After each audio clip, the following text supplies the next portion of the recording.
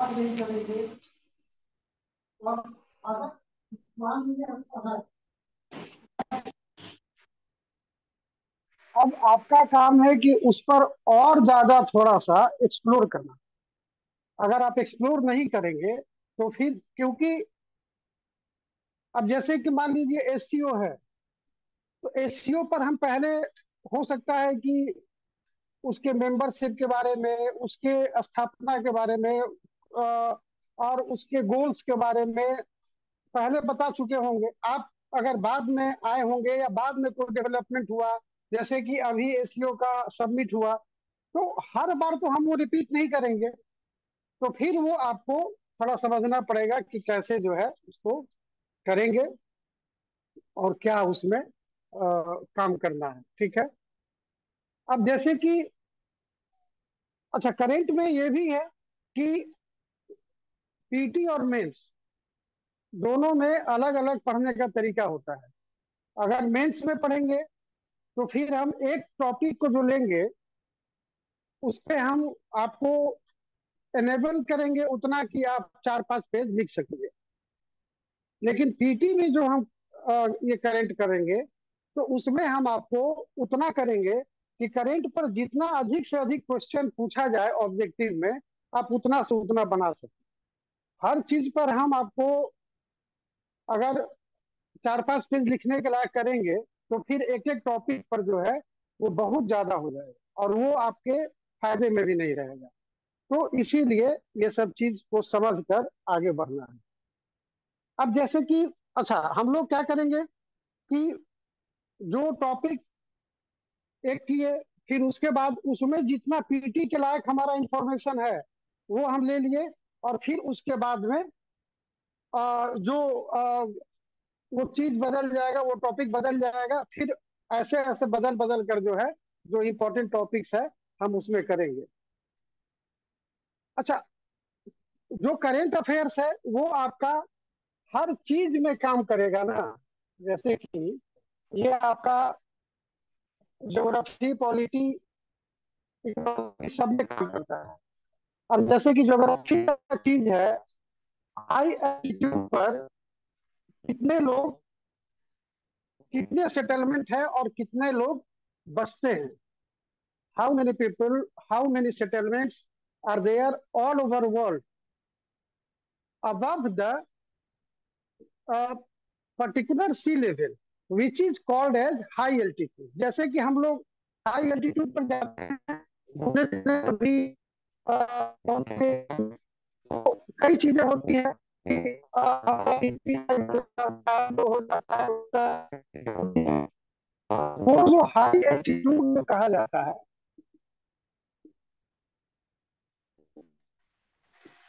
ये एवं 4,000 फीट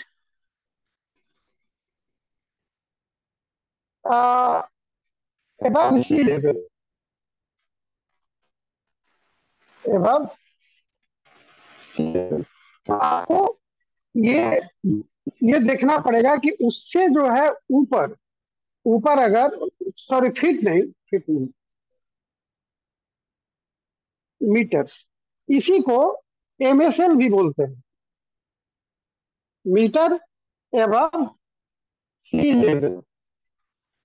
तो 4,000 मीटर एवं सी लेवल अगर कोई सेटलमेंट है, तो दैट इज नोन एज कितना, high altitude settlement. All over world में, ऑल ओवर वर्ल्ड में 4.6.4 मिलियन पीपल,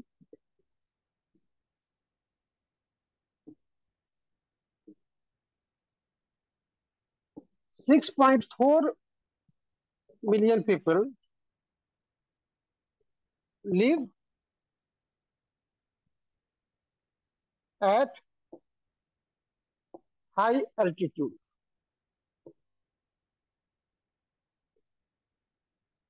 हाई एल्टीट्यूड। ठीक है। और ये अगर पूछा जाए कि पूरे वर्ल्ड पॉपुलेशन का कितना परसेंट पॉपुलेशन हाई एल्टीट्यूड पे रहता है, तो ऑब्वियसली कितना, अराउंड 0.1% जो है ये हाई एल्टीट्यूड पे रहता है। इंडिया में हाईएस्ट जो सबसे जो हाई ये है, या पहले वर्ल्ड में अगर अगर जान लीजिए कि वर्ल्ड में हाईएस्ट जो है वो कहाँ पे है, तो वो है पेरू में। पेरू में वर्ल्ड्स हाईएस्ट सेटलमेंट। और ये जो है आपका 5,000, ये 5,100 कहने से अच्छा है 5,100 MSL, यानी कि 5,100 मीटर अबव सी लेवल। ठीक है। और ये ला रिकोनाडा सेटलमेंट है। ला रिकोनाडा। तो वर्ल्ड का हाईएस्ट सेटलमेंट कौन सा हुआ? ला रिकोनाडा हुआ। कहाँ पर है? पेरू में है। कितना उसका हाइट है? तो 51 मीटर एबव सी लेवल। तो इस तरह से आप उसको ये कर सकते हैं, देख सकते हैं। अच्छा, जितना ज्यादा मतलब वर्ल्ड का जो हाईएस्ट या हायर अल्टीट्यूड पे जितने भी सेटलमेंट्स हैं, वो ज्यादातर जो है वो या तो एंडीज माउंटेन से रिलेटेड जो एरिया है उसमें है, या फिर तिब्बत में है। अब इंडिया में भी बहुत ज्यादा मतलब ये पाया जाता है। हालांकि इंडिया का जो सबसे ऊंचा जो है वो 7,570 मीटर एबव सी लेवल ये है इंडिया का हाईएस्ट सेटलमेंट। और ये कहाँ पर है? कारजोक एक विलेज है। कौन सा है? कारजोक। कारजोक विलेज है यहाँ पर। और ये कहाँ पर है? ये है लद्दाख में। ये है लद्दाख में। और यहाँ पर करीब करीब 1,300 लोग जो हैं यहाँ पर ये रहते हैं। ठीक है। यहाँ पर बात समझ में आ गई कि हाई हाई एल्टीट्यूड पर सेटलमेंट किसको बोलते हैं? That which is situated at 4,000 metre above sea level. ठीक है। वर्ल्ड का highest settlement La Rinconada Peru में एट 5,100 मीटर। और ये जो हमारा इंडिया में है ये कारजोक विलेज लद्दाख में है, जो कि 4,570। और यहाँ का पॉपुलेशन कितना है? 1,300 पॉपुलेशन। अब इसका तो ये तो ज्योग्राफी से हो गया। एक एक टर्म होता है फोर्स्ड वाइटल कैपेसिटी। कौन सा टर्म बोले? Forced vital capacity. इसको शॉर्ट में मेडिकल टर्म में FVC भी कहा जाता है। ये क्या होता है कि जो हायर एल्टीट्यूड पे लोग जो रहते हैं, देयर FVC इज इंक्रीज। जैसे कि हम जब सांस लेते हैं फिर पंप करते हैं, और वो जो पंप कर, जब हम सीढ़ी पर चढ़ते हैं या ऊंचाई पर चढ़ते हैं तो ज्यादा सांस लेते हैं तेज। और वो इसी कारण से कि हम लोगों का जो है FVC वो कम है। जो हायर एल्टीट्यूड पर रहते हैं उनका FVC जो है वो ज्यादा रहता है। तो अगर आपसे साइंस में भी पूछा जाए कि FVC of which type of people are increase और इन लार्ज, तो फिर ये जो हायर एल्टीट्यूड पे रहते हैं उनका जो है वो ज्यादा एक्सहेल कर सकते हैं। वो ज्यादा एयर जो है लंग से बाहर फेंक सकते हैं। उनको ये कैपेसिटी होती है। हर सेटलमेंट में, हर इन्वायरमेंट में जो बसते हैं उनका अलग अलग एक बॉडी स्ट्रक्चर बनते जाता है, और उस ढंग से वो अपना वहां पर जीते हैं। हम लोग जाते हैं परेशान हो जाते हैं, वो लोग आराम से रहते हैं। तो इस तरह से जो है ये है। ठीक है। अब हम लोग जानते हैं कि डिजिटल क्वाइंस जो हैं, जैसे कि बिटकॉइन वगैरह है, इथर है, ये सब जो है चलता है और इसमें जो है ट्रेडिंग होता है। तो जैसे हम लोगों का एक अब यहाँ से चेंज हो गया, ये अल्टीट्यूड वाला जो पढ़ा रहे थे अब यहाँ से चेंज हो गया। आप ऐसे करिए कि जो जो लिख रहे हैं जहां से चेंज हो रहा है एक लाइन खींच दीजिए, जिससे कि, क्योंकि बार बार आप हेडिंग दीजिएगा, बार बार आप ये करिएगा तो उसमें टाइम जाएगा। जैसे कि अगर ये पूछा जाए पीटी में कि बाइनेंस इज रिलेटेड टू, या बाइनेंस रेफर्स टू, तो आप क्या करेंगे? या बाइनेंस के साथ में अगर दे दिया क्वाइन बेस, ये सब क्या है? ये सब डिजिटल क्वाइन नहीं है। These are stock exchanges of digital coins. जो जैसे कि अ, ये करेंसीज हैं बिटकॉइंस वगैरह, ये क्या है? एक्सचेंजेस। इसमें ये ट्रेडिंग होता है, जिसमें ये ट्रेडिंग होता है ना, ये डिजिटल जो करेंसीज हैं, their exchange is known as Binance और क्वाइन बेस। और भी बहुत सारे हैं, लेकिन ये बाइनेंस ज्यादा फेमस है, ये कम है। हम अगर पूछा भी जाएगा तो ज्यादा उम्मीद है कि बाइनेंस पर पूछा जा सकता है। इसलिए दिमाग में ये चीज रखिए कि ये है क्या और ये किससे जो है ये रिलेटेड है। ठीक है। कई बार जो है कुछ कुछ लीडर्स का नाम आते रहता है। अब यहाँ से फिर चेंज हो गया। कई बार नाम आते रहता है लीडर्स का कि ये लीडर कहाँ के हैं, या फिर उनका किस देश से, किस पार्टी से जो है ये उनका संबंध है। तो उस तरह से जो है अभी एक थाईलैंड में जो है, थाईलैंड में एक लीडर राइज कर रहे हैं, पीटा लिंजा रोएन रैट। ठीक है। ये इनका इनकी पार्टी का नाम है मूव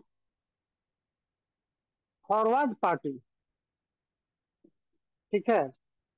तो इस तरह से जो है आप अगर ये कर मान लीजिए, अगर पूछा जाता है कि पीटा लिंजो रोएन रैट is a leader related to which country.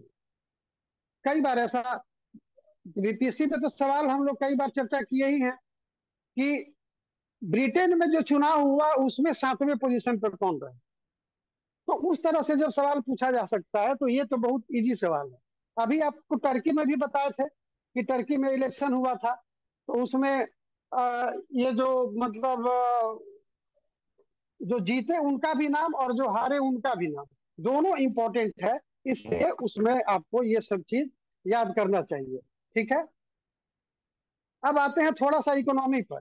Economy में हम लोग देखे हुए हैं कि जो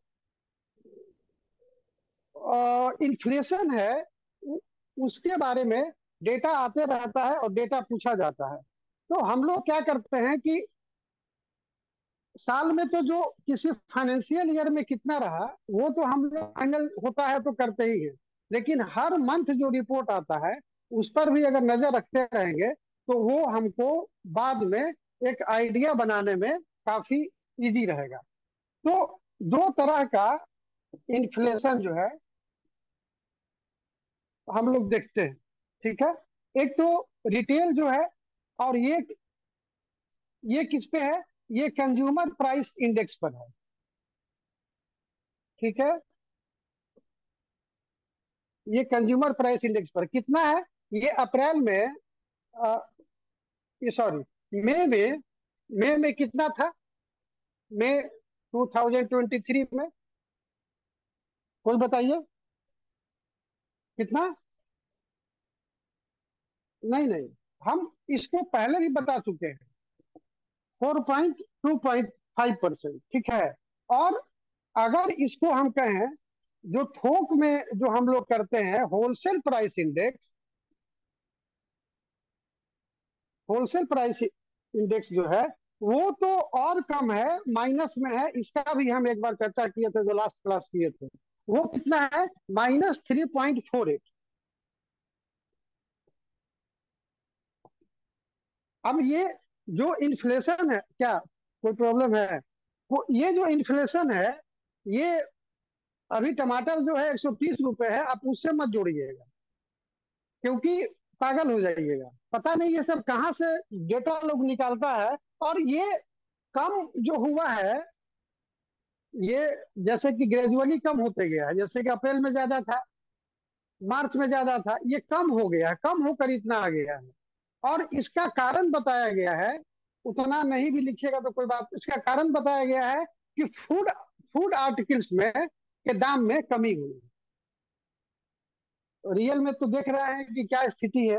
तो खैर, डेटा हमारे पीटी के लिए अगर पूछा जाए कि मई 2023 में रिटेल इन्फ्लेशन कितना है, तो ये 4.25% है। अच्छा, फोर, बार बार ये पूछते हैं कि 4% और 6% होने में क्या अंतर है, या 7% होने में क्या अंतर है? हाँ, आरबीआई का आरबीआई का ये गाइडलाइन है कि इन्फ्लेशन जो है वो 4 ± 2 होना चाहिए। मतलब कि 4 + 2 6 हो सकता है, 4 - 2 2 हो सकता है। मतलब 2 से 6 के बीच में अगर रहेगा तो इन्फ्लेशन पर कोई चिंता करने की बात नहीं है। तो 4.25% है, इसलिए कोई चिंता करने की बात नहीं है। अब वो जो है सरकार का ये है, अपना चलते रहता है उसमें। ठीक है। अभी आप देखें कि अ,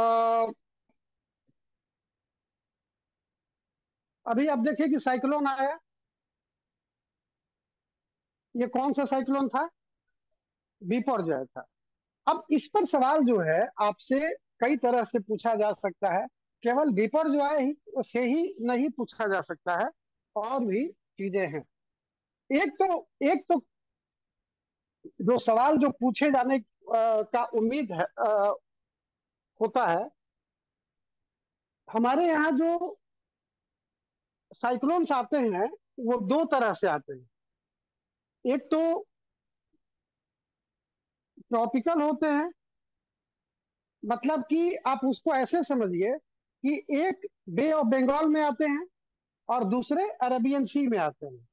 तो आपको जो एग्जाम में, जैसे कि इधर कई लगातार आ गए, नहीं आ गए, 2021 में देखा जाए, 2022 में देखा जाए, 2023 में देखा जाए, तो 2023 में अभी तो हाल ही में मोचा आया था। तो ये सब चीज जो है आपको देखा जा सकता है कि किसमें किसमें ये जो इंक नहीं भरे हो क्या जी?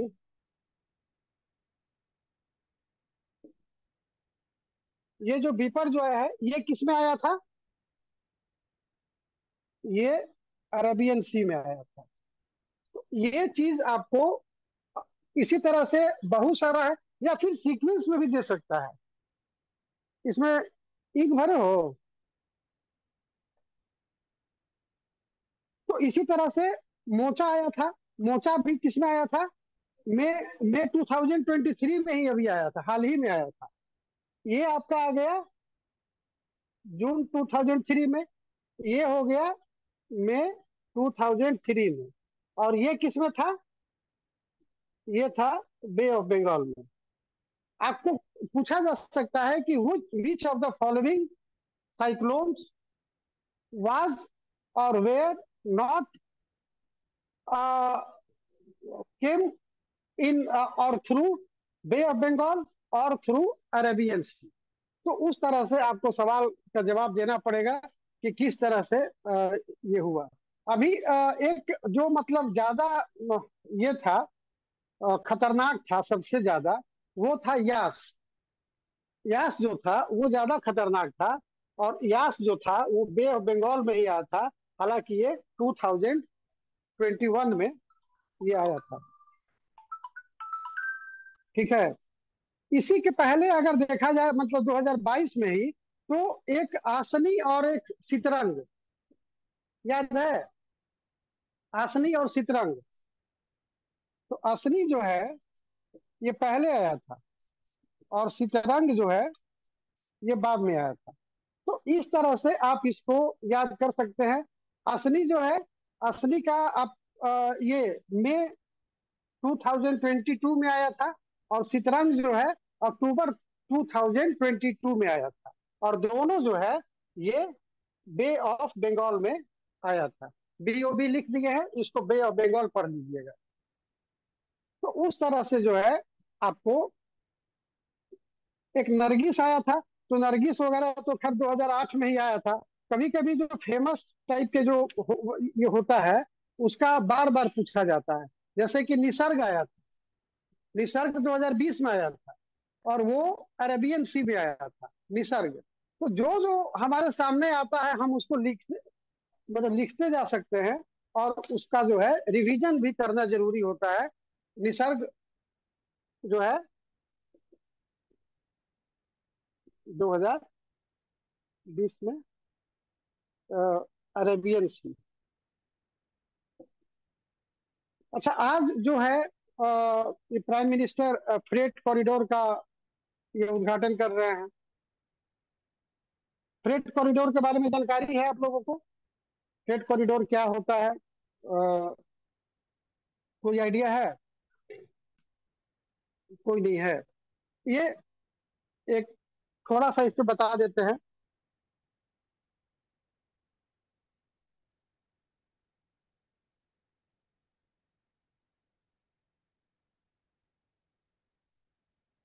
अच्छा, जैसे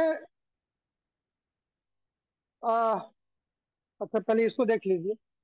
इसको क्या कहते हैं शॉर्ट में? DFC, यानी कि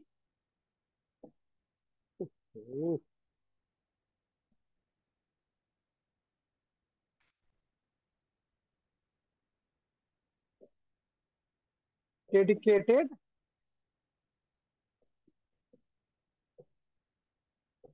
फ्रेट कॉरिडोर। ठीक है। ये जो डेडिकेटेड फ्रेट कॉरिडोर है, ऑब्वियसली मतलब कि आप इसके अगर लैंग्वेज से समझिए तो कॉरिडोर तो समझते हैं, एक कॉरिडोर हो गया। और डेडिकेटेड मतलब कि किसी भी चीज के प्रति समर्पित हो गया। और फ्रेट मतलब जो भाड़ा, यानी कि माल भाड़ा या माल गाड़ी जो है, मतलब गुड्स से संबंधित जो है, ये इसका संबंध है। तो डेडिकेटेड फ्रेट कॉरिडोर। और ये जो है रिलेटेड है किससे? रोडवेज से नहीं रिलेटेड है, ये रिलेटेड है रेलवे से। आप देखते होंगे कि जब दो कंट्रीज या तीन कंट्री, चार कंट्री जब मिलते हैं तो उनमें आपस में समझौता होता है। समझौता होता है तो हम लोग तो पढ़ते हैं कि दोनों में आर्थिक सहयोग को बढ़ाने पर बात हुआ, या सांस्कृतिक जो संपर्क है वो बढ़ाने पे बात हुआ। तो केवल बात होने से नहीं होता है ना, बात होता है कि वो जो समझौता होता है वो कितना आगे बढ़ा। तो उसी के आधार पर भारत और जापान में भी जो है ये समझौता हुआ था। कब? किसमें किसमें? इंडिया प्लस जापान में। और ये समझौता हुआ था दिसंबर 2006 में। ठीक है। 2006 में ये समझौता हुआ था, और क्या समझौता हुआ था? कि increase economic cooperation between the two countries. तो दो देशों के बीच में। तो अब जापान ने इसके, इस समझौता के तहत जापान ने जो है ये एग्रीमेंट साइन किया, जिसको कि टेक्निकल टर्म में MOU कहते हैं, मेमोरेंडम ऑफ अंडरस्टैंडिंग। इसमें दो कॉरिडोर जो है ये बनाने की बात हुई। एक तो ईस्टर्न कॉरिडोर, और एक हुआ वेस्टर्न कॉरिडोर। ये दोनों जो है ये रेलवे से जुड़ा हुआ है। अब ईस्टर्न कॉरिडोर और वेस्टर्न कॉरिडोर जो है वो कहाँ से कहाँ तक है। तो आज जो ईस्टर्न कॉरिडोर जो जिसका मतलब, वैसे ये आज ईस्टर्न कॉरिडोर का उद्घाटन नहीं है। ईस्टर्न कॉरिडोर को तीन पार्ट में बांट कर मतलब बनाया गया है। तो पहले का हो चुका था। दूसरा जो ये डीडीयू जानते ही होंगे, दीनदयाल उपाध्याय जंक्शन, जिसको कि पहले हम लोग मुगल सराय जंक्शन के नाम से जानते थे। तो वहां से ये बिहार तक का ये हुआ है, और इसी को जो है, इसी का उद्घाटन जो है ये होने वाला है। तो ईस्टर्न एक्चुअली लुधियाना जो है पंजाब में, और वेस्ट बंगाल में जो है अ, दानकुनी करके है, लुधियाना। और ये कहाँ पर है, ये है पंजाब में, और ये है वेस्ट बंगाल में। इसी को जोड़ता है कौन, ईस्टर्न कॉरिडोर। ठीक, बात समझ में आई। ये टोटल जो है इसका लेंथ जो है ये एक 1875 किलोमीटर का है टोटल। और दोनों जो है, दोनों मिलाकर 3260 किलोमीटर का है। 3260 किलोमीटर का दोनों है। अब इसको निकाल दीजिए, जितना बचेगा वो वेस्टर्न कॉरिडोर हो जाएगा। वेस्टर्न कॉरिडोर कहाँ से जाएगा?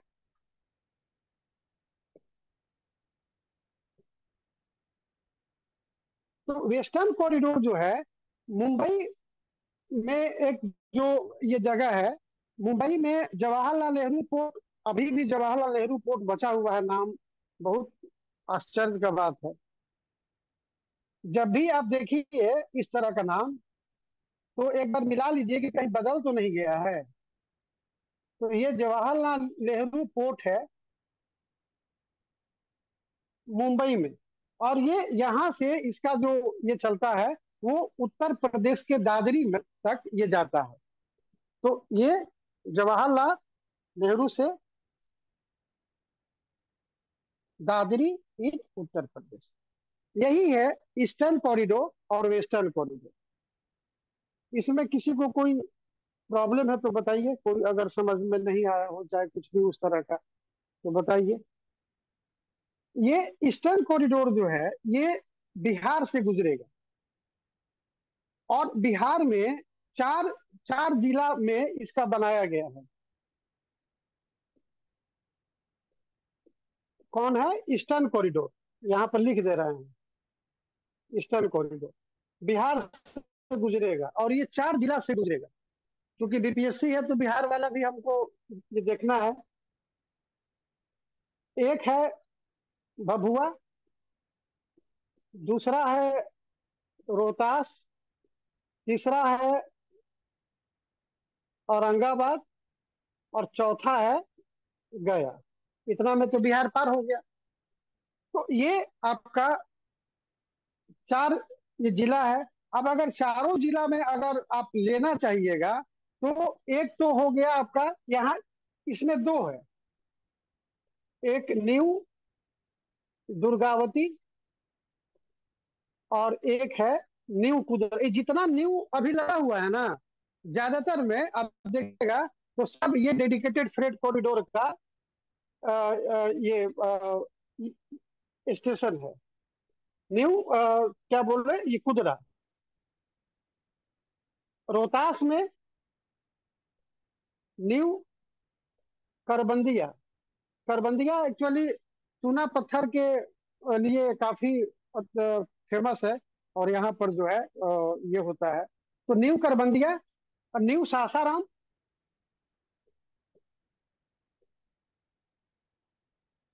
न्यू सासाराम, और इसके अलावा फिर एक ये है न्यू सोननगर।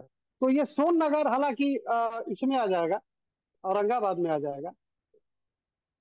न्यू सोननगर,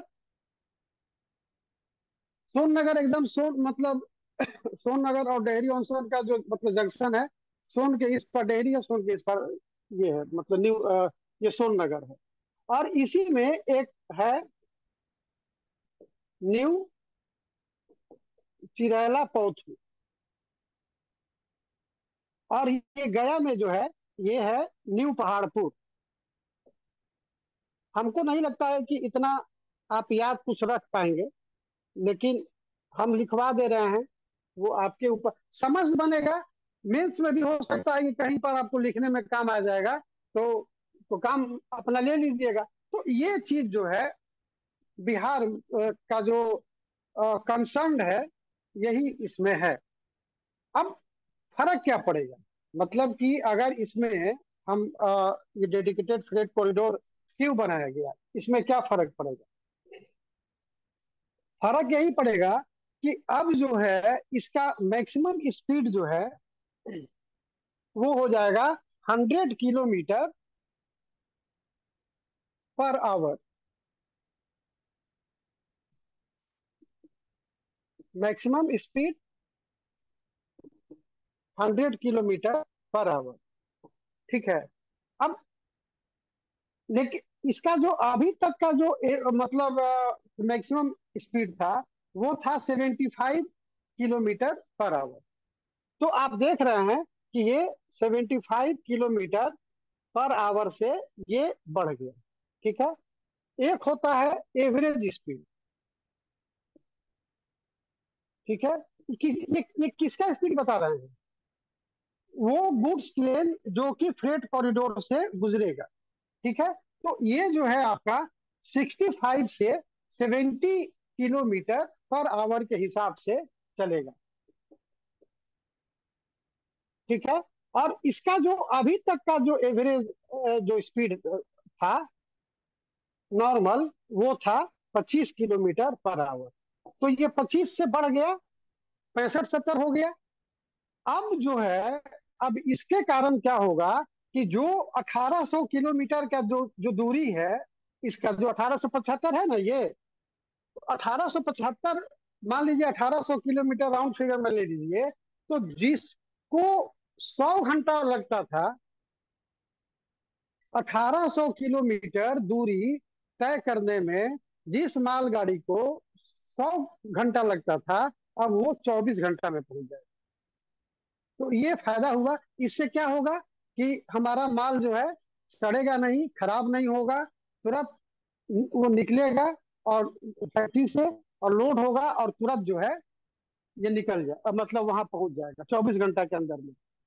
एक और इसमें ये प्रोविजन किया गया है। हालांकि उस प्रोविजन पर कितना काम हुआ है अभी एग्जैक्ट डेटा है नहीं, मतलब मेरे पास नहीं, सरकार के पास भी बहुत ज्यादा नहीं है।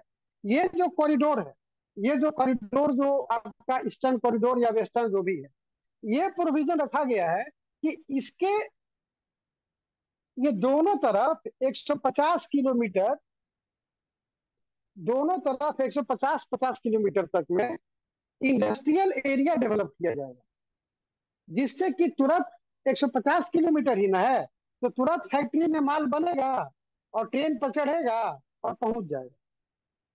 तो ये एक डेडिकेटेड फ्रेट कॉरिडोर का एक फायदा है कि माल जो है, और इससे माल तो मतलब जल्दी पहुंचेगा ही पहुंचेगा, प्लस में अ, जो ये इंडस्ट्रियल डेवलपमेंट भी होगा।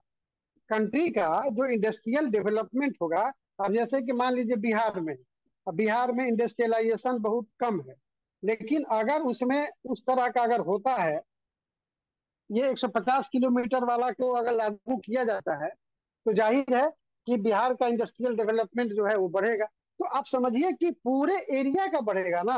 ये मतलब कि आपका जो है, ये मुंबई से लेकर उत्तर प्रदेश, और यहाँ जो है पंजाब से लेकर वेस्ट बंगाल तक में इंडस्ट्री का जाल बिछ सकता है, अगर ऐसा हुआ तो ये आपका सारा फायदा है। बात समझ में आई कि डेडिकेटेड फ्रेट कॉरिडोर जो है क्या है और क्यों किया गया है, और उसका क्या क्या प्रोविजन है। वैसे इसका जो जो ये 75 से जो 100 किलोमीटर का जो स्पीड हुआ, वो वो कैसे हो गया, उसका भी तो कोई कारण होगा। उसके लिए एक इंजन बनाया गया है, WAG-12। अब मान लीजिए अगर आपसे पूछा जाए, ये दे दे WAG-12 क्या है, तो WAG-12 जो है वो ट्रेन का इंजन है, जो कि इंडियन रेलवे और एक फ्रेंच कंपनी है, वो फ्रेंच कंपनी दोनों को मिलाकर जो है ये बनाया गया है। और उस कंपनी का नाम है एल्स्टॉम। क्या नाम है? एल्स्टॉम। ये एक फ्रेंच मल्टीनेशनल कंपनी है, जो कि इंडियन रेलवे के साथ मिलकर इसको बना देगी। बात समझ में आई? इस तरह से आप इसको कर सकते हैं, पढ़ सकते हैं। जो डेडिकेटेड फ्रेट कॉरिडोर का आज जो है 7 जुलाई को बिहार वाले सेक्शन का ये उद्घाटन है, और उससे आप इसको ये देख सकते हैं। अब आगे आते हैं। हम लोग ये उसमें क्या देखे थे? ये इसके पहले ये देखे थे ना, साइक्लोन के बारे में देखे थे। ठीक है। इसके बाद आइए एक, आप देखिएगा, इसको मिटाते हैं। AFR एक private company, Indian private company द्वारा एक सैटेलाइट बनाया गया है। वो प्राइवेट कंपनी द्वारा बनाया गया उस कैटेगरी में 80 kg पेलोड के आधार पर मतलब कैटेगराइजेशन होता है। तो 80 kg पेलोड वाले कैटेगरी में वो इंडिया का पहला ये है, पहला सैटेलाइट है। AFR का जो फुल फॉर्म है वो उसके कंपनी, एक कंपनी है अजिस्ता BST। तो अजिस्ता BST ये गुजरात की कंपनी है, अजिस्ता BST। यही कंपनी जो है उस सैटेलाइट को बनाया गया है। और उसका जो है ऐसे पूरा नाम अगर कहिएगा तो अजिस्ता BST एरो स्पेस है। यही सैटेलाइट बनाया है, और उस सैटेलाइट का पूरा जो नाम है ABA। तो ये इसी का हो गया, ABA first runner satellite. First runner satellite. तो ये जो AFR लिखे हैं, तो ABA फर्स्ट रनर और सैटेलाइट, इसको जो है स्पेस एक्स का तो नाम सुने होंगे आप लोग। स्पेस एक्स के फाल्कन 9 रॉकेट से छोड़ा जाएगा। फाल्कन 9 रॉकेट से इसको लॉन्च किया जाएगा। और इससे क्या फायदा होगा? इससे फायदा होगा, एक तो मतलब जो हमारा मिलिट्री है, जो हमारा फोर्स है, उसको ये पता लगाने में आसानी हो जाएगी कि कौन सा फॉरेन कोई प्लेन है या कोई अटैक अगर आ रहा है, कोई मिसाइल आ रहा है, तो वो उसको तुरंत आइडेंटिफाई कर ले। एक तो ये फायदा है। दूसरा फायदा है कि ये जो आत्मनिर्भर भारत और मेक इन इंडिया की जो बात है, वो उसको ये आगे बढ़ाता है, क्योंकि ये इंडियन कंपनी ही बनाई है, ये अजिस्ता BST। तो ये एक फायदा हो जाएगा कि आपको और ये मतलब उस तरह का ऑप्टिकल एरे लगा हुआ है इस पर, इस सैटेलाइट पर, जो कि वहां पर जब स्टैब्लिश होगा ऑर्बिट में, तो वहां से जो सिग्नल देगा वो और ज्यादा क्लियर होगा हमारे लिए। तो मिलिट्री पर्पस के लिए ये काफी फायदा होगा। या ऐसे भी रिमोट सेंसिंग के लिए अगर आप पिक्चर वहां से मंगाना चाहते हैं तो वो भी आएगा, और उससे भी आपको फायदा हो सकता है, जो हमारे कंट्री को। पेलोड 80 kg है। 80 kg है। ठीक है। अब आते हैं, अब दूसरे टॉपिक पे आते हैं, न्यूक्लियर वेपन्स। अगर ये पूछा जाए आपसे PT में कि पूरे वर्ल्ड में न्यूक्लियर वेपन्स कितना है, ये तो थोड़ा सा ये हो जाएगा। तो हम पढ़े रहेंगे तो हमको पता रहेगा कि 12,512 न्यूक्लियर वेपन्स। अच्छा, दुनिया में हर चीज का हिसाब किताब रखा हुआ है, इसके लिए एक अलग से संस्था ही है जो कि उसका यही काम ही है। और उस संस्था का नाम क्या है? सिपरी। कभी कभी सिपरी पर भी क्वेश्चन पूछा जाता है कि सिपरी का मतलब क्या है, सिपरी का इस्टेब्लिशमेंट कब हुआ था। तो सिपरी का इस्टेब्लिशमेंट 6 में 1966 को हुआ था। अच्छा ही है। मतलब 6 में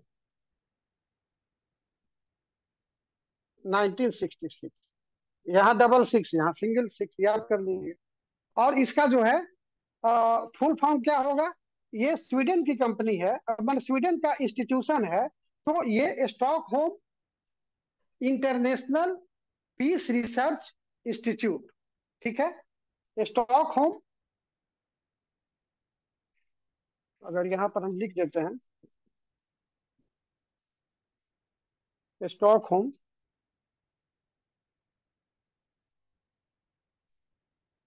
इंटरनेशनल पीस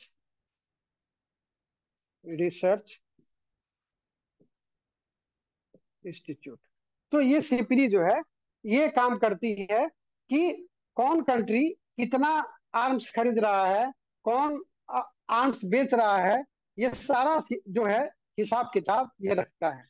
हालांकि अभी जो है ये रिपोर्ट जो है ये जून में जारी की है ये ऑर्गेनाइजेशन, और ये जनवरी 2023 के रिकॉर्ड के अनुसार जो है ये किया है।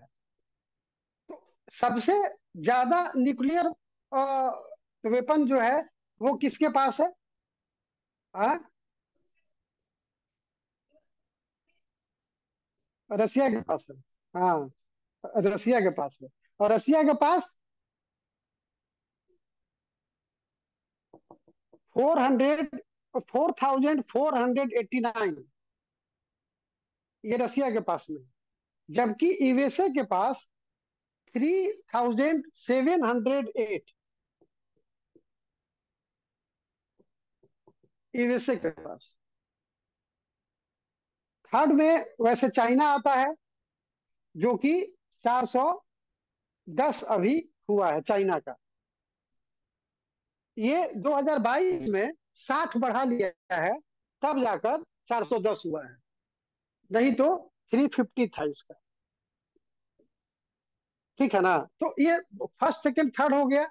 अब जो है हमारा जो मेन चिंता रहता है कि ये किस पे रहता है? इंडिया और पाकिस्तान पे रहता है। तो आपका इंडिया का जो है 164 है, इंडिया का 164 है। और पाकिस्तान का जो है वो है 170। हालांकि तब ये 164 है, जबकि 2022 में ये 4 बढ़ा है। ठीक है, तो पाकिस्तान को ज्यादा हल्के में मत लिया कीजिए, ज्यादा है उसके पास में। ठीक है। वैसे इसराइल के पास 90 है, साउथ कोरिया के पास 60 है। नॉर्थ कोरिया के बारे में तो पता ही नहीं है कि इस धरती का जो गुफा है कि क्या है कि कंट्री है। वो अपने आप में एक बड़ा सेल है भाई उसका। मतलब खबर जो है दूसरे तीसरे चौथे सोर्स से पता करना पड़ता है, तब जाकर पता चलता है। वैसे उसके बाद में फ्रांस है, ब्रिटेन है। फ्रांस, ब्रिटेन, पाकिस्तान हो गया। ये जो है इसके बाद फ्रांस, ब्रिटेन। तो 1 नंबर ये, 2 नंबर ये, 3 नंबर ये, 4 नंबर ये, 5 नंबर ये, 6 पाकिस्तान है, और 7 पर इंडिया है। इंडिया जो है न्यूक्लियर वेपन के मामले में 7वें पोजीशन पर है। ये भी अपने आप में सवाल हो सकता है कि न्यूक्लियर वेपन के आधार पर इंडिया का कौन सा स्थान आता है। तो आप ऐसे भी कर सकते हैं। ये सारा चीज जितना बता रहे हैं हम, इसमें से कोई भी आपको फालतू या बेकार चीज नहीं बताना चाह रहे हैं। सीधे एकदम आपको मोती ही मिल रहा है। अब इसका यूज क्या करिएगा, वो आप समझिए कैसे करिएगा। बिहार में अ, ऐसे तो आप जानते ही हैं कि एमएलए एमपी बनने के लिए एकदम लोग जान दिए रहता है। तो काहे जान दिए रहता है, एक तो है, एक तो उसका बहुत बड़ा कारण है, जो एमपी और एमएलए फंड आता है। नहीं, कि हर साल जो है उतना उतना रुपया का फंड आएगा और वो हमारे सिग्नेचर से कम होगा, तो उसका जो है कुछ तो लाभ हमको मिलना चाहिए। इस पर भी सवाल जो है पूछा जाता है। तो बिहार का जो एम बिहार सरकार ने जो है ये एमएलए फंड का जो है, एमएलए डेवलपमेंट फंड,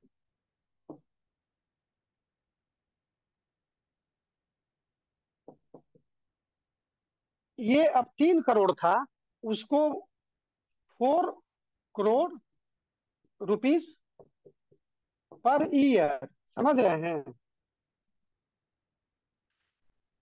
तो ये सब चीज जो है जानना चाहिए। एक बार जान लीजिएगा तो आप भी बीपीएससी की तैयारी छोड़कर टिकट के जुगाड़ में लग जाइएगा। तो ये तो एक नमूना है, ये तो कुछ भी नहीं है। तो इस तरह से जो है, अब चलिए फिर चेंज करते हैं। बिहार का जो साइंस टेक्नोलॉजी डिपार्टमेंट है, मतलब कि अ, उसका नाम जो है बदल कर, नाम बदल गया है।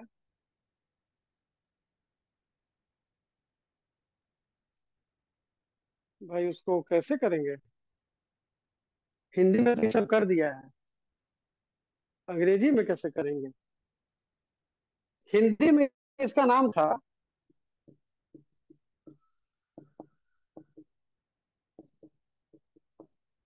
ठीक है ना। अब इसमें जोड़ दिया है तकनीक। हमको तो पता है कि दोनों का इंग्लिश एक ही होता है, तो हम पढ़ गए चक्कर में अब। लेकिन लेकिन नाम यही चेंज किया है बिहार सरकार, ठीक है, उसमें तकनीक लगा दिया है, थोड़ा अच्छा लगता है। तो भले उसमें डेवलपमेंट हो या नहीं हो, लेकिन अच्छा लगना चाहिए। अब देख ही रहे हैं अभी टीचर की बहाली हो रही है। अच्छा, टीचर की बहाली में अभी सबसे बड़ा इशू क्या आ गया, भाई टीचर का बहाली को ऐसा कर दिया है कि एक मुद्दा बन गया है। और 2019 में शायद, या 2020 में, 2019 में या 20 में टीईटी का एग्जाम हुआ था। टीईटी तो समझते ही होंगे, टीचर्स एलिजिबिलिटी टेस्ट। उसमें क्या किया कि जो एग्जाम उसमें दिया, उसमें जो है इशू किया क्वालिफाइड, ठीक है। जितने लोग क्वालिफाई किए वो सब खुश कि अब तो जो है नौकरी इसमें मिल जाएगा, अपॉइंटमेंट हो जाएगा। 5-6 महीना के बाद, हमको एग्जैक्ट नहीं याद है, 5-6 महीना के बाद फिर एक लिस्ट इशू किया। अब ये क्या क्या उसमें लिखा था कि सबके नाम के आगे कि qualified with merit. Qualified without merit कोई नहीं था। मतलब एक तो क्वालिफाइड हो गया था पहले, और ये क्वालिफाइड विथ मेरिट। अब ये लोग, अच्छा ठीक है भाई, अब जिसमें नहीं मेरिट लिखा हुआ है तो वो जो करना है करे। जिनका हो गया वो तो बहुत खुश थे कि मेरा तो मेरिट में भी आ गया। अब ये लोग इंतजार कर रहे थे 2-3 साल से कि अपॉइंटमेंट हमारा होगा। तो अचानक से बम फूट गया कि बीपीएससी करेगा। अब ये कह रहा था कि जो जो हम लोग, आप लोग जो टीईटी दिए थे, अब उसके जगह पर आपको देना पड़ेगा सुपर टीईटी। नामकरण सब देखिए थोड़ा, ठीक है। अच्छा, इसके बाद में हम भी उतना ध्यान नहीं दिए। आ? एक दिन ध्यान दिए तब जबकि शिक्षा मंत्री का बयान आया कि उसमें संशोधन करके ये कर दिया गया है कि बाहर के भी जो अभ्यर्थी हैं वो भी फॉर्म भर सकते हैं। खैर, हमको तो न टीचर बनना है ना आपको बनना है, लेकिन हम लोगों को उसमें जो पीटी के हिसाब से जो एक इशू बनता है, हम उस पर आपको लाना चाह रहे हैं। क्या किसी भी नौकरी में ये किया जा सकता है कि डोमिसाइल लगाया जा सकता है, कि जो बिहार के अभ्यर्थी होंगे, जो बिहार के जो कैंडिडेट्स होंगे, वही इसका फॉर्म भरेंगे? अगर वो उसको काट कर ये कर दिए कि बिहार के बाहर के भी कैंडिडेट भर सकते हैं, तो ये गलत है या पहले वाला गलत है, या दोनों अपने आप में सही है? बताइए। पॉलिटी वाला जो है सबको बताया हुआ है, जो मतलब जिसको पढ़ाया है, जो अभी भी पढ़ रहा है उसको भी पता होगा।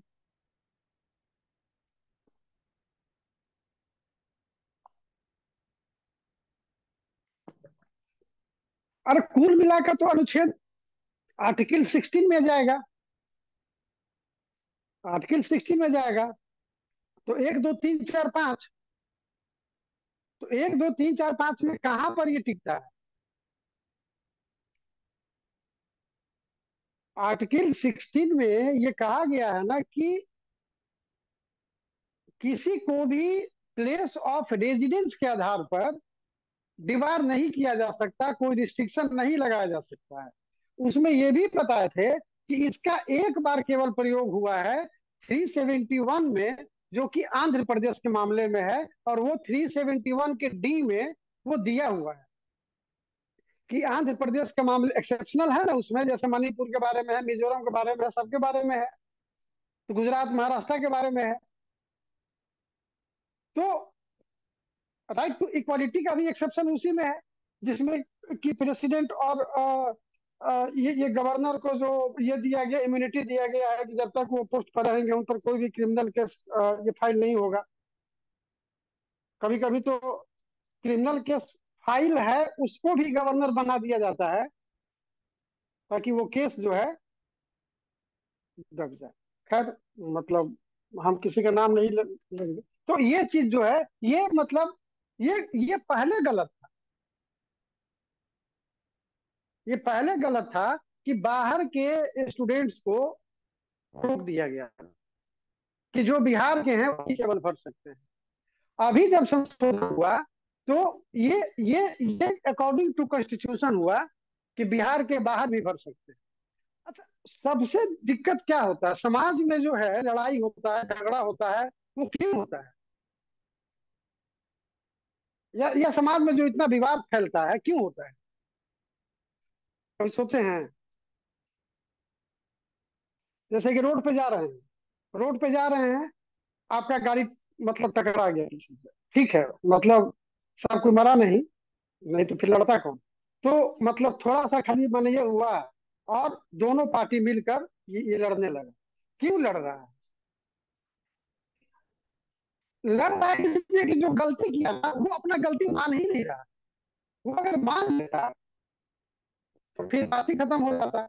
अब शिक्षा मंत्री ने ये नहीं कहा कि पहले संविधान के अनुसार नहीं था, संविधान अब संशोधन करके अब वो कह रहे हैं कि बिहार में जो है फिजिक्स और ये इंग्लिश के का सीट ही खाली रह जाता है। तो भाई, तब अंग्रेजी वाले में लंदन में कर दीजिए, ऑक्सफोर्ड से मंगा दीजिए, अच्छा हो जाएगा। साइंस वाला में, फिजिक्स वाला में कहीं देखिए एमआईटी अमेरिका जो मैसाचुसेट्स जो है वहां से मतलब करवा लीजिए। ये लॉजिक दीजिएगा तो यही ना कोई कहेगा कि भाई तब जितना पहले बिहार में उनको तो भर लीजिए। तब तो मालूम चला है कि सब वही छा गए, यहाँ कोई नहीं मतलब आया। तो संशोधन को ये पहलू नहीं बोल के वो अपना पॉलिटिकल एंगल बोल दिए, और उस पर जो है हंगामा अभी तक मचा हुआ है। और ये हंगामा जो है फिर अब आ गया वहां के सेक्रेटरी पर। तो इस तरह की जो बात है, एक ही मंत्रालय में सेक्रेटरी और मिनिस्टर जो है कि ये स्थिति है। फिर ये बाद में मतलब इस तरह का ये पहला नहीं है। इसके पहले सोशल वेलफेयर डिपार्टमेंट में भी हुआ था। वो सोशल वेलफेयर मिनिस्टर और एक अतुल प्रसाद, वही जो अभी बीपीएससी के ये है चेयरमैन है, इन दोनों में ये टसल हो गया था। तो उसी तरह से दोनों को मुख्यमंत्री हाउस बुलाया गया था। ये सब भी समझना चाहिए, खाली पीटी ही मेंशन नहीं करते रहिए, उसके बीच में भी जो है ना, बिटवीन द लाइंस वाला भी थोड़ा सा विजन डेवलप करते रहिए। अब देखिए, ये इसके बाद हम लोग आते हैं, अ, भारत जो इवेन होता है, इवेन हर कंट्री में अपना अपना रेजिडेंट रखता है। रेजिडेंट मतलब प्रतिनिधि। तो resident of even in India, ये है सौम्बी सार। ये तो एकदम सीधे पीटी का क्वेश्चन है, ये यूएसए के हैं। सौम्बी सार्प जो है यूएन के बिहार में रेजिडेंट है। ये एक इम्पोर्टेंट पोस्ट होता है इंटरनेशनल, जो डिप्लोमेसी है उसके आधार पर जो है ये किया जाता है। ठीक है। अ, अमेरिका में जो है, जो न्यूयॉर्क यूनिवर्सिटी है, अमेरिका में जो न्यूयॉर्क यूनिवर्सिटी है, ये अब अलग हो गया, इसको अब हटाइए। न्यूयॉर्क यूनिवर्सिटी है, इसने एक ऐप बनाया है, उसका नाम है न्यूट्रॉन। तो हम ये इसलिए बता रहे हैं कि अगर ये पूछे कि न्यूट्रॉन ऐप जो है वो किससे संबंधित है, तो ये संबंधित है लाइफ एक्सपेक्टेंसी, मतलब कि जीवन प्रत्याशा के बारे में ये कैलकुलेट करके बताता है। और इसका जो है माना जा रहा है कि बहुत माने बहुत हद तक सही हो रहा है। और ये है, ये काम करता है एआई बेसिस पर। एआई के बारे में तो आपको पता ही होगा। अमेरिका इंडिया नहीं, आर्टिफिशियल इंटेलिजेंस। वैसे अब हमको भी मन कर रहा है कि एआई का मतलब अचीवर्स आईएएस कर दूं, तो वो भी तो एक हो सकता है। तो ये आपका न्यूट्रॉन अगर आता है तो आप उसको ये कर सकते हैं। अच्छा, नाटो के बारे में आपको पता, फिर अब यहाँ से मत बदल गया। नाटो के बारे में पता है? नाटो में कितने मेंबर्स हैं? लास्ट वाला मेंबर कौन है? हाँ, फिनलैंड। जापान उसका मेंबर नहीं है। ठीक है ना। तो जापान में चूंकि अभी तो एकदम सपना में सबको चाइना ही आ रहा है। जितना कंट्रीज यूएसए लेड कंट्रीज है, तो सबको जो है चाइना का आतंक जो है वो खा रहा है। तो नाटो का एक लाइजनिंग ऑफिस जापान में खोला जाएगा। ये एक आपके लिए न्यूज है कि नाटो का एक लाइजन ऑफिस कहाँ खोला जाएगा? जापान में खोला जाएगा। हाँ, तो अब ये नाटो प्लस और नाटो का जो एक एक्सटेंशन जो लाया जा रहा है, वो इसी डर से लाया जा रहा है कि जो जो लोग अब ये नहीं मतलब इसमें शामिल नहीं है, वो ये करेंगे। और ये जो लाइजनिंग है, ये जो लाइजन ऑफिस है, वो ऑस्ट्रेलिया और न्यूजीलैंड और साउथ कोरिया, ये उसके बीच में कोऑपरेशन इस्टेब्लिश करेगा। मान लीजिए अगर कुछ इस तरह का हो जाए, तो फिर ये जो जापान वाला जो लाइजन ऑफिस है, तो वो क्या करेगा? ऑस्ट्रेलिया, न्यूजीलैंड और साउथ अफ्रीका में, और मतलब ऑब्वियसली ये जापान भी है, तो उसमें जो है ये सहयोग स्थापित करेगा। ये सब चीज आप अ, भले ही छोड़ देते होंगे, लेकिन ये सब चीज को जानकारी रखना चाहिए। गोल्डन ग्लोब अवार्ड्स तो आप जानते होंगे। हाँ? गोल्डन ग्लोब्स अवार्ड काफी प्रेस्टिजियस अवार्ड में से आता है। अब ये जो कंपनी थी जो इसको करती थी और जिसको ओन करती थी, अब वो इसको सेल कर दी। और सेल कर दी तो इसको एल्ड्रीज जो है, एल्ड्रीज इंडस्ट्री एक जो कंपनी है, उसने इसको खरीद लिया। तो गोल्डन ग्लोब अवार्ड्स आपको हम मतलब चैलेंज तो नहीं दे सकते हैं, लेकिन हम कह सकते हैं कि आप इससे यूपीएससी दे सकते हैं इस करेंट से। गोल्डन ग्लोब अवार्ड्स जो है, एल्ड्रिज इंडस्ट्री ने, अब इसका जो ओनर हो गया, कौन हो गया, ये ओनर हो गया। इसके पहले जो ओनर था, वो था, उसका जो कंपनी का नाम था Hollywood foreign press association, HFPA। HFPA, Hollywood foreign press association, HFPA जो है, इसका ओनर था पहले। अब इसका ओनर हो गया एल्ड्रीज इंडस्ट्री। ठीक है। अभी आप देखे होंगे कि स्टॉक एक्सचेंज में काफी तेजी आई और रिकॉर्ड बना।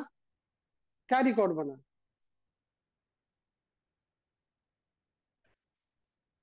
ऊपर ऊपर ऊपर चढ़ा उतरा नहीं। फाइनल मतलब उसका क्या मतलब, उसमें मतलब इम्पोर्टेंट बात क्या रहा? इम्पोर्टेंट बात क्या ये रहा कि फर्स्ट टाइम एक स्टॉक एक्सचेंज जो इंडिया का है, वो 65,000 पॉइंट क्रॉस किया। ये बड़ी बात है। ठीक है। हालांकि अभी हम आपको ये उसमें फाइनल नहीं, मतलब ये लिख लीजिए, लेकिन फाइनल इसलिए नहीं क्योंकि अभी तेजी आया है। तो ये चलेगा एक दिन, जैसे 3 4 दिन जिस दिन ये 65,000 क्रॉस किया, उसके पहले ये 65,000 तक टच करके ये 64,800 के आसपास में बंद हो गया था। फिर तो 2 3 बाद ये 65,000 क्रॉस कर गया। तो अभी देखते रहिए, अभी हो सकता है कि 70,000 भी क्रॉस कर जाए।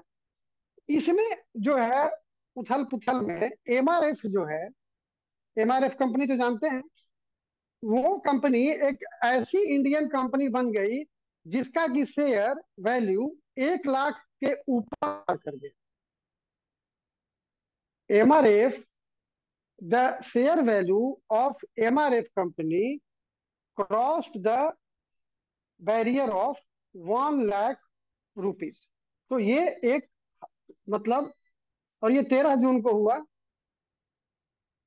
तो आप इसको कर लीजिएगा। ठीक है। बिहार में भी ये सब सवाल बहुत बीपीएससी में पूछता है। बिहार में भी मंत्रियों की संख्या कितनी है?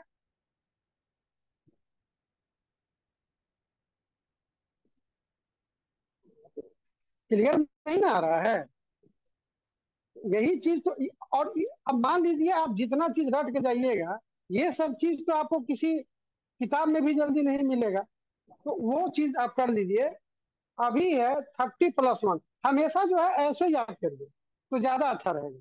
जैसे कि कॉलेजियम में भी कितने लोग हैं? 4+1 यानी कि 4 जजेज और एक चीफ जस्टिस। इसी में भी 3 मंत्री, ये 30 मंत्री और एक जो है मुख्यमंत्री।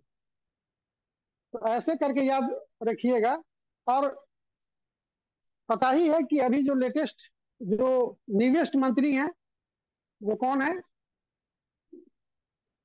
जो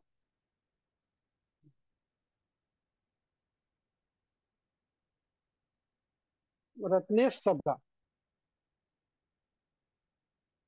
ठीक है।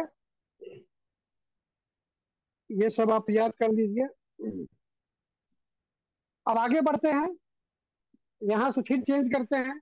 जो आरबीआई के गवर्नर हैं, शक्तिकांत दास, उनको governor of the year award मिला है इंटरनेशनल लेवल पर। और ये इंटरनेशनल लेवल जो है, लंदन में 10th central banking awards, 10th central banking awards,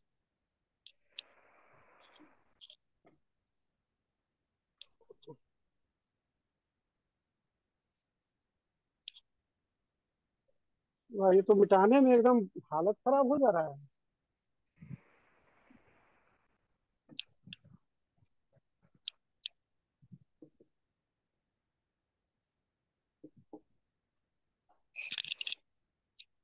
ये ऑनलाइन में कौन, ये किसका खुला रहता है?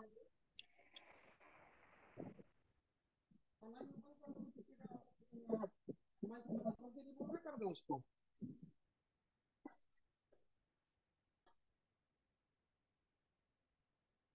तो ये जो जो टेंथ जो ये हुआ, लंदन में ये आयोजित किया गया था।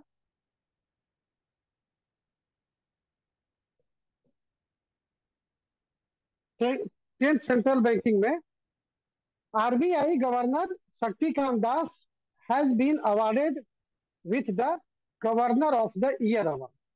ठीक है, यानी कि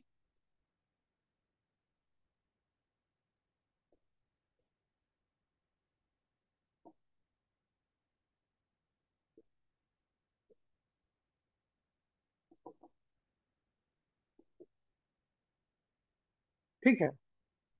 अब इसके बाद आते हैं थोड़ा सा इकोनॉमी में। इकोनॉमी में जो मई 2023 का ये है एक्सपोर्ट इंपोर्ट का।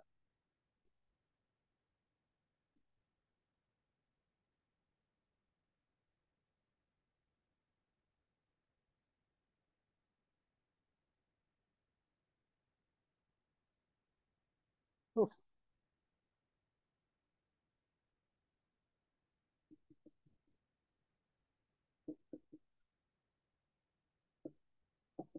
एक्सपोर्ट इंपोर्ट का जो डेटा है किसके लिए? मई 23 के लिए। तो आपका इसमें जो है एक्सपोर्ट जो है आपका वो है 34.98 बिलियन डॉलर। कितना है?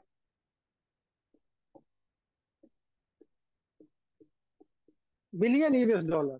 और आपका इंपोर्ट जो है वो है 57.1 billion US dollar. 57.1 billion US dollar.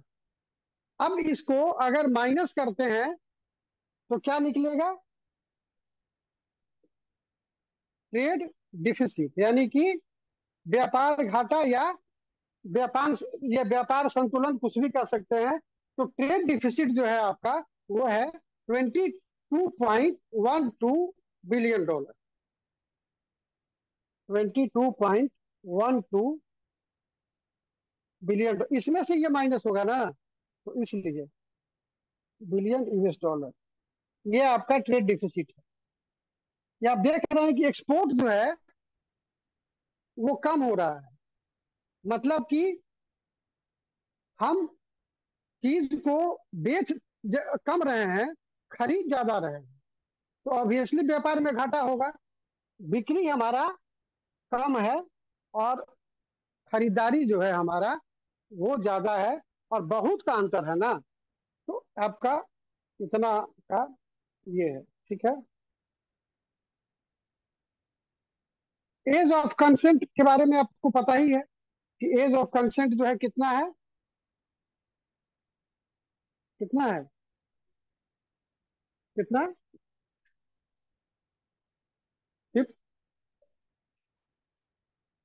54? क्या समझ रहे हो तुम लोग? सर 16 साल करने के लिए कहा गया है, डिक्रीजिंग इट फ्रॉम 18 years। सहमति का उम्र ये जो है 18 ईयर्स है। ठीक है। अभी जापान में पिछले 100 साल से कितना था पता है? 13 साल था। अभी 13 साल से बढ़ाकर 16 साल किया गया है। अब इसको ज्यादा करना चाहिए कि कम करना चाहिए? वैसे अभी एक, नहीं, डिसीजन वो नहीं था। वो कोर्ट का जज, कोर्ट का मैंने कमेंट है। और वो कमेंट जरा सुन लीजिए कि इनका कहना है कि ये जो कम नहीं किया जा रहा है, ये एडोलेसेंट बॉयज पर अत्याचार है।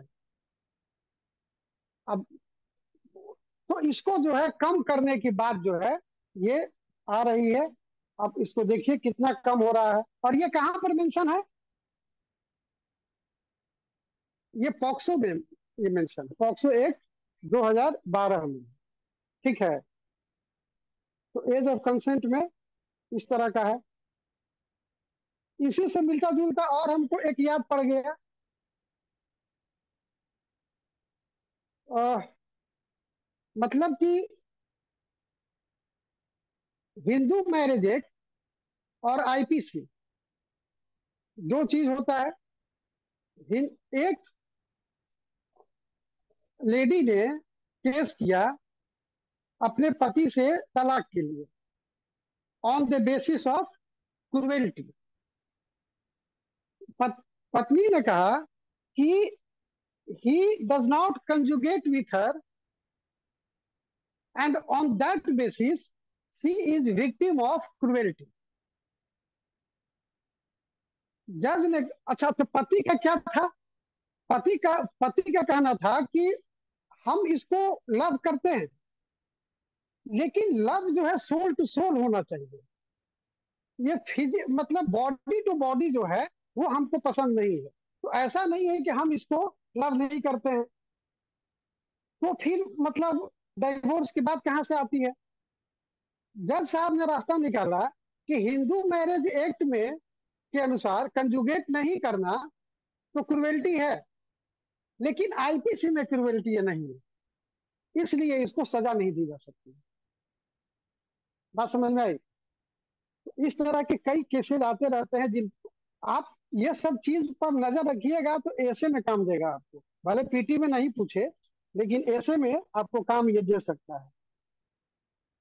तो पढ़ते रहिए, चीजों को सामने आपके आते रहता है तो पढ़ते रहिए। फिजिकल डिफिसिट के बारे में तो बताए थे आप लोग को, अगर याद नहीं होगा तो अब हम कुछ नहीं कर सकते हैं कि 2023-24 में फिजिकल डिफिसिट का टारगेट कितना रखा गया है?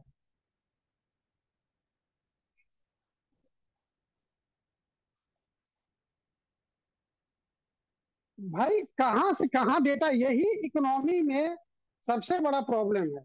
आप लोग अभी और क्या जो पूछे थे, तो उस समय भी क्या तो ये बोली थी हाँ इन्फ्लेशन जो है 7% पहुंचा दी थी। इसमें आपको ये जो है अ, ये किसके बारे में चर्चा कर रहे थे? हाँ, ये फिजिकल डिफिसिट के बारे में 5.9%। ये बात हम 2-3 बार दोहरा चुके हैं। 5.9% जो है 2023-24 के लिए बार बार बोले हैं कि अगर इस तरह का लिखा रहे और इस तरह का लिखा रहे तो अभी हम लोग कौन से फाइनेंशियल ईयर में है? अभी हम लोग किस फाइनेंशियल ईयर FY में है? 23 इसमें है सर। कि इसमें है? FY 23। हम लोग इसमें हैं। ये भी हम 2-3 बार बताए हैं। इसका मतलब है इसका मतलब है 2022-23, इसका मतलब है 2023-24। अपर एंड जो है वो होता है। बस अब देखो कितना, अब इकोनॉमिक्स का क्लास करेंगे, इकोनॉमिक्स पढ़ेंगे और यही सिंपल नहीं पता। मान लीजिए आप, होता है ना कि इकोनॉमिक्स का रिवीजन करना है, उसमें एकदम जोश में अंदर घुस घुस के डेटा याद किए हुए हैं, सब एक दूसरे में ओवरलैप हो रहा है, मरे जा रहे हैं और सिंपल सा चीज जो है ये भूल रहे हैं। तो ये सब चीज जो है आपको देखना पड़ेगा कि हम जो पढ़ रहे हैं वो किस तरह से पढ़ रहे हैं। एक आ, एक ये है, जर्नल है जियोलॉजी पर, geographical research letters.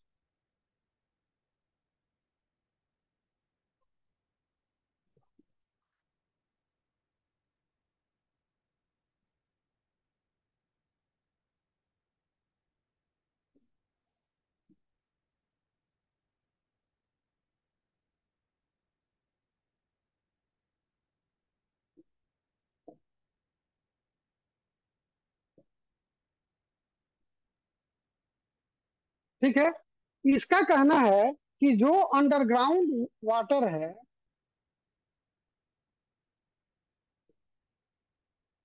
Underground water है, उसका जो है भारी एक्सप्लॉयटेशन हो रहा है। और उस एक्सप्लॉयटेशन से ये क्या हो रहा है, क्या क्या हो सकता है, अगर मान लीजिए आपको मेंस में भी क्वेश्चन लिखने को मिल जाए अंडरग्राउंड वाटर पर, तो आपको, या पीटी में अगर ये दे दे कि due to heavy exploitation of water, which of the following effects has been observed? uh, Earth rotates with increased speed. Earth tilts more over its uh, axis, or Earth or on Earth glaciers has been, या sea level, water sea level has been increase. पहला, कि समुद्री जो level होता है, पानी का level, किससे? अंडरग्राउंड वाटर के ज्यादा यूज करने से। अंडरग्राउंड वाटर के ज्यादा यूज करने से क्या क्या हो सकता है, अगर ये पूछा जाए और ऑप्शन में रहे कि सी लेवल में इंक्रीज हो सकता है, या जो अर्थ का जो रोटेशन है, एक्सिस जो होता है, एक्सिस के अराउंड करता है ना रोटेशन, तो वो जो है रोटेशन, मतलब मतलब जो झुकाव है, वो उस पर भी कुछ असर पड़ता है कि नहीं पड़ता है। ये ये बात कुछ आपको आइडिया मिल सकता है, कुछ बता सकते हैं? हाँ,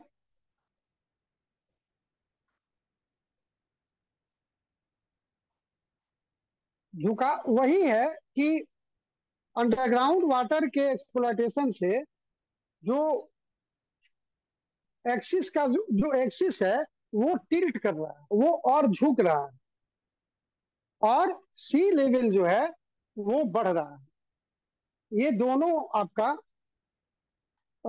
ये है। तो सी लेवल का बढ़ना, और यही जो है ये किया है, जो जर्नल है ज्योग्राफिकल रिसर्च लेटर्स, ये बताया है। ठीक है। अब वैसे तो इसने एक अनुमान लगाया है कि 2150 giga ton water has been exploited. तो उतना आप नहीं भी करें, इतना वाटर निकाला गया है, अंडरग्राउंड वाटर। कौन इतना केयर करता है? नहीं, न तो नहाने में ख्याल रखते हैं, न तो नहाने के बाद या नहाने के पहले भी। 10 मिनट से नल चालू है तो कोई दिक्कत नहीं है, उसके बाद भी कपड़ा उपड़ा पसार लिए तब तक नल चल रहा है, कोई दिक्कत नहीं है। तो ये सारा चीज जो है छोटा छोटा चीज है जो कि हम लोगों के लिए यूज हो सकता है। और इसी को सस्टेनेबल डेवलपमेंट कहते हैं। सस्टेनेबल डेवलपमेंट क्या होता है कि हम जो कर रहे हैं, जो नेचुरल रिसोर्सेज जो हम यूज कर रहे हैं, वो ऐसा यूज करें कि उसमें से कुछ नेक्स्ट जनरेशन के लिए भी बचा कर रखें। यही सस्टेनेबल डेवलपमेंट है। तो वो जो है उतना हम लोग नहीं कर पाते हैं। आ, एक आपको पता ही होगा कि प्राइम मिनिस्टर म्यूजियम खुला है। कहाँ पर? हाँ, दिल्ली में। ये एक्चुअली नेहरू जी के नाम पर था। ठीक है ना? नेहरू मेमोरियल। अब हर चीज का जो है, मतलब बड़ा चिंताजनक स्थिति है। तो खैर, Nehru memorial museum and library, Nehru memorial museum and library,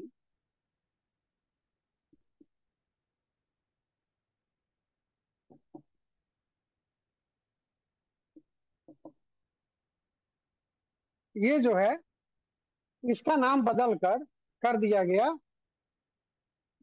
prime minister museum. तो खैर, दिल्ली में है। अब यही मान के चलिए, आप देख ही रहे हैं आजकल समाज में जो है कोई भी कुछ भी काम कर दे रहा है, और लॉजिक जरा उससे पूछिए कि तुम क्यों ऐसा काम किए, तो उसका लॉजिक जो है सुन के आप दंग रह जाएंगे कि वो लॉजिक कभी मेरे दिमाग में क्यों नहीं आता। जैसे कि शिवसेना टूटा था,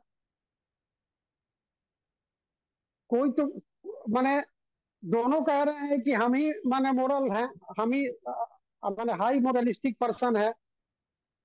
शरद पवार की पार्टी टूटी, मतलब ये लॉजिक पर कि आप 80 साल के हो गए, 83 साल के हो गए, अब आप दूसरों को मौका दीजिए। वो किसी से मौका मांग के बना था क्या? शरद पवार जब आया था तो सारे बूढ़े लोग को हटा दिया था, जैसे एक महापुरुष ने सारे बूढ़े लोग को हटा कर तब ये बने। याद ही होगा, वो महापुरुष लोग अब नजर भी नहीं आते हैं कभी, आते हैं क्या? लॉजिक अगर सुनना है तो एक और एग्जाम्पल दे देते हैं, सुन लीजिए।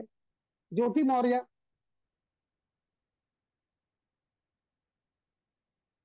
पत्रकार पूछा कि क्या बात सही है कि आपके पति ने आपको पढ़ाया लिखा? तो हाँ हाँ, वही पाले पोसे भी थे हमको। मतलब आपके पास कोई, अरे ठीक है, कहिए कि हमारा फ्रीडम है, हमारा ये है, हम जो चाहे सो करें, मतलब एडल्ट है, एज ऑफ कंसेंट 18 ईयर से हम ऊपर हैं, कुछ भी कह लीजिए। लेकिन इस तरह का लॉजिक देना, अच्छा, इस जो एक जो कहा जाता है कि नफरत फैलाया जा रहा है, तो नफरत फैलाने वाला बात अब इसमें भी क्या है? हम अभी परसों तरसों इंटरव्यू ले रहे थे सीडीपीओ का, उसमें एक लड़की से पूछे कि ज्योति मौर्य का नाम आपने सुना है? तो बोली कि हाँ। हम बोले कि क्या माने इस तरह से आप इसको जस्टिफाई करती हैं? तो उसका कहना था कि सर, इसमें केवल लड़के के पक्ष को के बात को हाईलाइट किया जा रहा है, लड़की के पक्ष के बात को हाईलाइट नहीं किया जा रहा है। अच्छा, यहाँ भी मेल फीमेल बंटवारा हो चुका है, हमको नहीं पता था। हम बोले कि क्या ये लड़की का पक्ष क्या है? तो लड़की का कहना है कि उसको झूठ बोल के शादी किया गया था कि लड़का नौकरी करता है। मतलब सहानुभूति लेने के लिए कोई कुछ भी बात कह रहा है, और हम क्या कर रहे हैं कि हम उसको आंख बंद करके मान ले रहे हैं। उस लड़की ने दिमाग ही नहीं लगाया कि मतलब ये क्या बात है। हम उसको बोले कि ठीक है, अगर हमारी शादी अगर इससे होती है, मान लीजिए ये लड़की है और ये जो है दोनों तो एल ही हो गया, मान लो ये फीमेल है, ये मेल है, और ये कहा जाता है कि आर्मी में ये ऑफिसर है, मान लीजिए। तो भाई शादी हुई, अभी घर में आई ना, रहने लगी ना, तो पता चला तो ये मान लीजिए नोक झोंक हुआ होगा कि भाई तुम आर्मी में तुम मिलिट्री में तुम ऑफिसर नहीं हो, तुम झूठ बोल रहे। ठीक है भाई, अपना हुआ बात। उसके बाद एक बच्चा होता है, उसके बाद इसको भी शायद गिलानी होगी, या हो सकता है कि इसकी भी इच्छा होगी। इसने कहा कि भाई हम तो नहीं कर सकते हैं, लेकिन हम तुमको पैसा जुटा सकते हैं। तो ये बेचारा अगर मान लो करके, हम कोई लड़का के पक्ष को नहीं रख रहे हैं, आप ये मत समझिएगा। तो यहाँ पर ये कमा कर इसको मैंने हेल्प किया, और जो भी इसने पढ़ाई लिखाई, अब इस ग्राउंड पर ये कहना कि हम इसलिए जो भी किए हैं सो वो जस्टिफाइड है कि हमसे झूठ बोला गया था, तो भाई ये क्या था इतना? इसलिए गलत को गलत ठहराने का सब में अ, शक्ति होनी चाहिए। अभी तो ये बात चल ही रहा था कि आज ही टीवी पर देखे कि ये कल्पना एएनएम भी आ गई है। उसका ही पति पढ़ा लिखा कर उसको नर्स बनाया, और उसके बाद वही दुर्गति हुआ। तो अब तो आप देख ही रहे हैं कि फेसबुक पे क्या चल रहा है। तो इस तरह की बात है। चलिए ठीक है, लेकिन इस सब चीज को दिमाग में रखिए, सीक्वेंस को दिमाग में रखिए। पीटी में नहीं तो मेंस में काम आ जाएगा, बहुत जगह काम आ सकता है। तो ये सारी बात है जो कि ये है। टाइम हम लोग पार कर रहे हैं क्या? छोड़ देते हैं, फिर तो आखिर हम ही को झेलना है आप लोगों को।